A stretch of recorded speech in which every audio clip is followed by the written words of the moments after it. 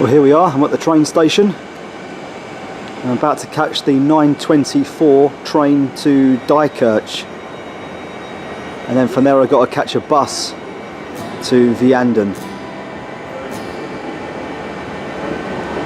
Could be my train coming.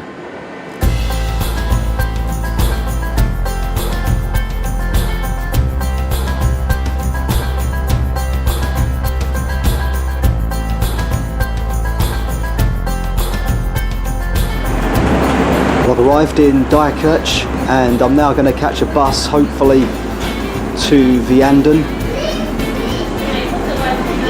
Dijkirch, by the way, was if it's famous for anything, I believe it was famous for being strategically important during the Battle of the Bulge.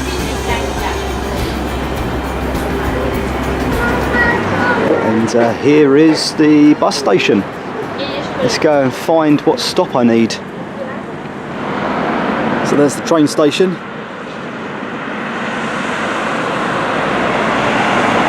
And there's some pretty nice rolling hills there.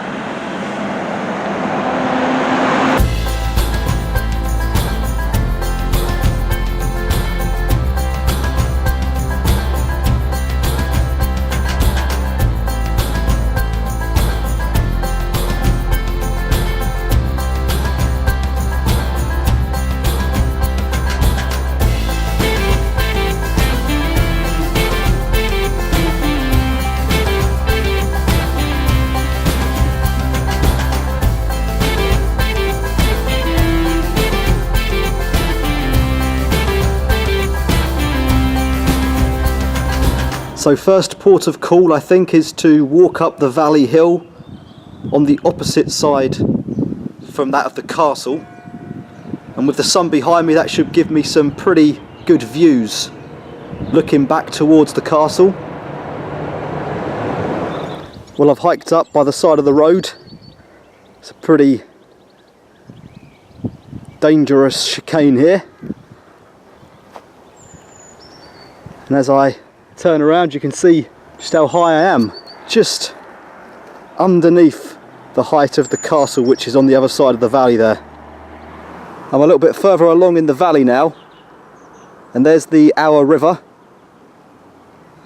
and there's a dam. And then just a little bit further along seems to be a graveyard over on the other side of the river. That's the direction I've come from. It's kind of a strange little windy pathway stroke unpaved road. You could get a car along here, but you'd have to take it pretty steady because it's quite a drop. You might be able to see the dam just through the trees there. And I've walked up now to the turn in the river. There's looks like a little church on the hill the other side, all on its own. Well, there's a better view now of the little church across the other side of the valley. I think I've got about as far as I'm going to go on this trail. From what I can see, it just keeps on going along the river in that direction, so I'm going to turn around now, I think, and head back where I came from, which is that way. Well, some very nice views across the town. A bit lower now. Got a good view across the houses and shops. I think my next port of call is going to be the cable cars. If you can see them there, I think they come out of actually one of these buildings here.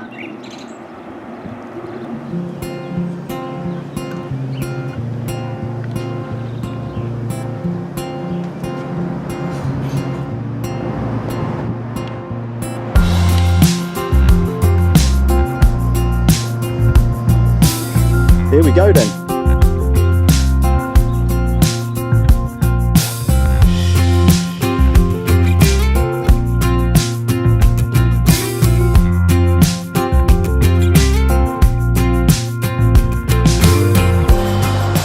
This is a long way up.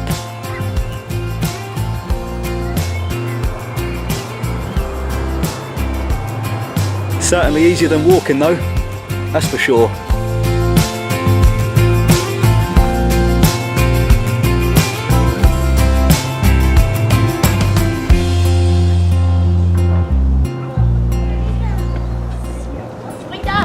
Well, I've reached the top. That was quite a climb in those cable cars. But the views are pretty stunning.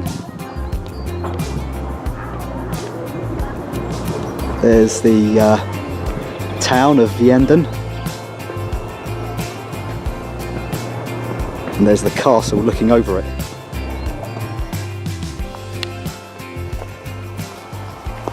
Looks like some directions for hikers and walkers. And I've just found in the trees here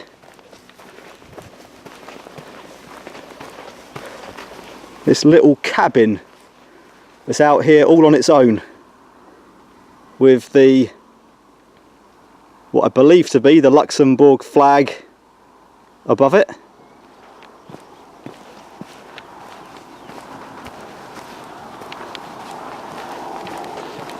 And if we go inside, you've got a nice little picnic table. So you could come up here and have a picnic.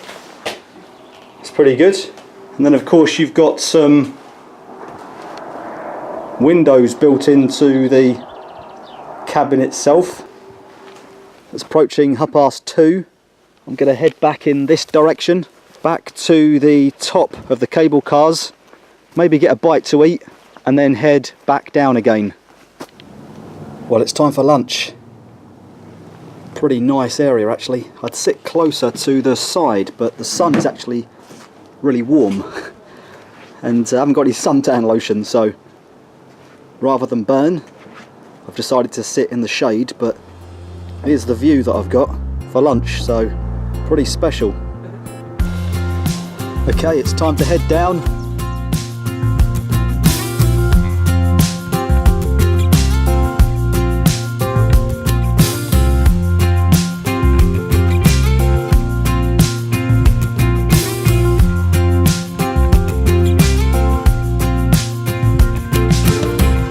Well, I overlooked this morning. I'm in the Vianden cemetery.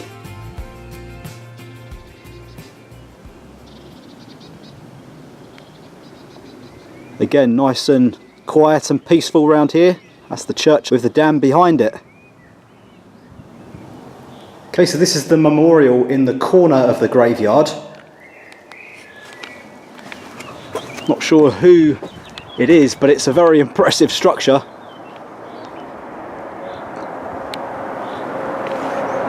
Definitely the most prominent space in the entire graveyard. There's the church. It's even above the church when you think about it.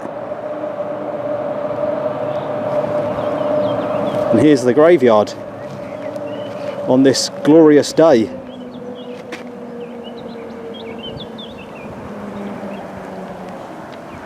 Well, I've made it to the dam. Just thought I'd come and take a look really.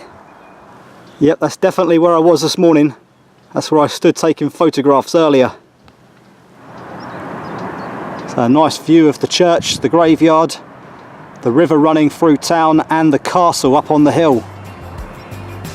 And I'm heading back to the top and I'm going to take a short walk downwards once I get there to the castle. Got a Luxembourg pass which I purchased online, so I can go on here as much as I want. That's why I'm going to be riding up rather than walking up. Get nicer scenery too. I'm back to where I was a few hours ago, and this time rather than taking the trek behind me, I'm going to go down here, which should lead me to the castle. Well, I'm getting closer. Again, it's pretty quiet on this pathway. I haven't seen anybody else since I've left the cabin at the top. I've made it back to a paved road now, and just passing a few houses. Very pretty area. And I think I'm at the foot now of the castle itself. I think it's just through these trees here. Bingo. I found it, and it wasn't too bad after all. Just about a 15-minute walk down the side of the hill, and we are at Vianden Castle.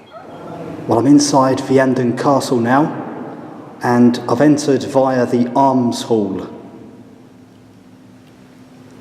This castle, just to give you a little bit of information, was built between the 11th and the 14th century.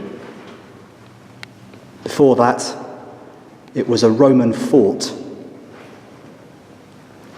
Over here is a, I think they said 14th century chest with a very elaborate locking mechanism. This used to be made by the locksmith during his apprenticeship to prove that he knew what he was doing to become a locksmith. Well, as I said, before the 11th century, this was a Roman fortification, and this is how it originally looked. And then going into the Middle Ages,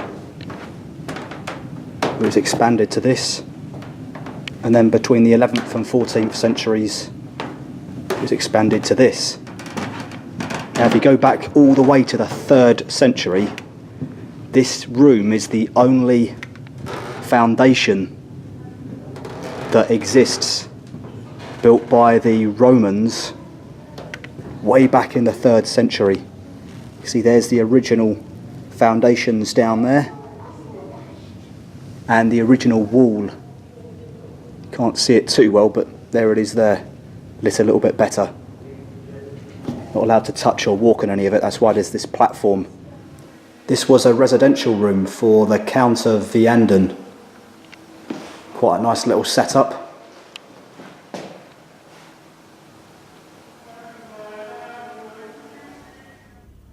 Well, this is a well which is 50 metres deep and ensured that whoever was living in this castle at any given time had access to water, which was very important if there was a siege or something like that going on.